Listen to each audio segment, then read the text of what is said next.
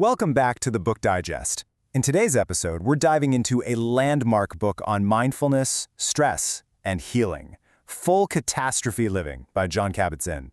You know, its title alone holds this incredibly powerful lesson, one that might just completely change how you see your own life. So that title, it's a teaching all by itself. It actually comes from the novel Zorba the Greek. There's this scene where the main character, Zorba, is asked if he's married, and he just booms with this reply. But here's the twist, and this is everything. It's not a complaint, it's a celebration. It's this roar of recognition that a full human life is messy, it's difficult, it's totally uncertain, and that is precisely what makes it worth living. So right off the bat, you need to know, Kabat-Zinn is not handing you an escape plan. This book is a manual for how to actually inhabit your life, with all its joys and all its sorrows, the ease and the agony. The catastrophe isn't some problem we need to solve. No, it's the very material of our lives. The whole goal is to learn how to be fully present for all of it. So how in the world do we learn to do this? Well, our journey through the book is going to start with that core philosophy and then these 7 key attitudes that we really need to cultivate. From there, we'll explore the practical, hands-on tools and see how they can completely transform our relationship with stress, with pain, and even with our own thoughts. Okay, so first things first. Before we even get to the doing of mindfulness, Kabat-Zinn says we have to cultivate a new way of being. And this is so important. It's not about adding another task to your to-do list. Not at all. It's about shifting your entire orientation to experience itself. And here they are, the 7 foundational attitudes. What's so wild is that when you look at this list, every single one of them runs completely counter to our usual goal-oriented, get-it-done-now culture. Think of these as the essential soil where the practice of mindfulness can actually take root and grow. The first one, non-judging, is probably the most fundamental. Our minds are basically 24/7 commentary machines, right? Labeling everything. I like this feeling. I hate this traffic. This is a good meditation. This is a terrible one. Non-judging just means noticing this commentary, but not buying into it. You start to see the judgment itself as just another mental event, like a cloud passing in the sky. Next up is the beginner's mind. You know, we all walk around as experts on our own lives, filtering every single thing through our past experiences and our future expectations. This attitude asks us to just drop all that. Can you taste your coffee this morning as if it's the very first time? Can you really listen to your partner without all the baggage of your last argument? It's about cultivating freshness and curiosity in every moment. Okay, so we have these attitudes as our foundation, but how do we actually practice them?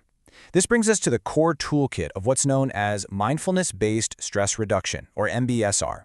It's the 8-week program Kabat-Zinn developed for patients dealing with chronic illness and overwhelming stress. So the first formal practice is called the body scan. For about 45 minutes, you lie down and you systematically guide your attention through your whole body, from your toes all the way to the top of your head.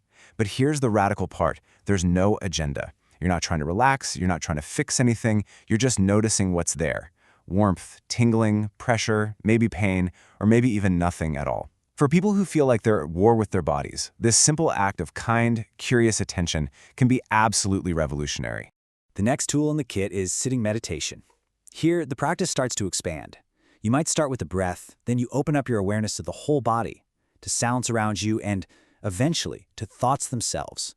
And the key insight here is learning to see thoughts as just thoughts. You know, these temporary mental events, rather than seeing them as absolute truths or commands you have to follow. This is how we begin to untangle ourselves from all that psychological suffering. And the third major practice is mindful yoga. Now, this isn't about getting into the perfect pose or being super flexible. It's meditation in motion. It's all about paying full, continuous attention to the sensations of your body as you move. For people with chronic pain, this practice teaches a vital skill, how to stay present with a physical challenge, instead of trying to escape it or fight against it. So, we've got the attitudes, we've got the tools, but what does this actually do for us in the real world? Well, this practice leads to one of the most powerful shifts of all, learning to respond to stress rather than just reacting to it. And this distinction right here is at the absolute heart of the book. A reaction is automatic, right? It's a knee-jerk reflex. Your boss sends you a sharp email. Bam! Your heart pounds, you snap back without thinking. A response, though, is conscious. It's born in that tiny little space that mindfulness practice helps you create. That space between the stimulus and what you do next. And in that space lies all your power to choose.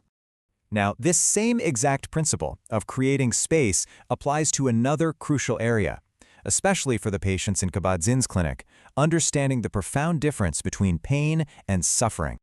So here's the provocative question the book asks. And for anyone who's ever been in chronic pain, it sounds impossible, right? But the work at the stress clinic revealed something truly remarkable. The book makes this critical distinction. Think of it like this. Pain is the raw physical sensation. That's the first arrow. It hits you. It's real. But suffering, that's the second arrow. It's the story we add on top of the pain. It's the fear of the future, the catastrophic thinking, the why me, the resistance. Patients in the program often reported that while their physical pain level didn't really change, their suffering dropped dramatically because they learned how to meet that raw sensation without adding that toxic second layer of mental anguish. And all of this, all these practices and insights, they all point to the book's single most profound insight, a distinction that can fundamentally change how you understand your own mind. So let's break this down. Thinking is just one activity of the mind, right? It's that constant stream of plans, judgments, memories, worries. But awareness is different. Awareness is the vast, open space in which all that thinking happens. Most of us are so lost in the stream of thought, we don't even realize that the stream is flowing through a much larger field of just knowing. Mindfulness is the practice of learning how to rest in that field. So when you boil it all down, this is the book's central message. This practice isn't about checking out or finding some blissful escape. It's about checking in. It's about developing the capacity to show up for your entire life, the beautiful, the painful, the messy, the catastrophic, with clarity, with wisdom, and with a truly open heart. And so we're going to end with a question for you to reflect on. Based on everything we've just explored, how might your life change if you stop trying to escape the catastrophe and instead learn to meet it, moment by moment, with full awareness?